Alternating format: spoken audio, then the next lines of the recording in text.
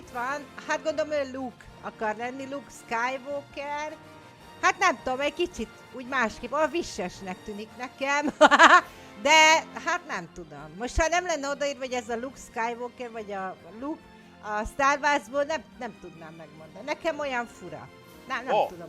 Szerintem annyira ez nem lett most jó az Epic-től, lehet csak egyszer nézték meg a Star Wars-ot, nem tudom. De itt van Yoda, nézd jaj, ott a Yoda Bandőr, jaj, ez nagyon cukika. 1000 vibák, hát a gatyám lesz, komolyan lehúzza az Epic, olyan árakkal dolgoznak, öcsém, hogy hihetetlen. Ja, na, itt van a Stormtrooper, 1500-ért. Tuti lesz itt még valami. Valami nagy jó skin, nyilván. Szerintem most ezt sokan meg is vették. Jó, mutatom még egyszer a chatnek. Kemény 1500 V-Bucks. Nézd ma, a Star Wars gumipapucs.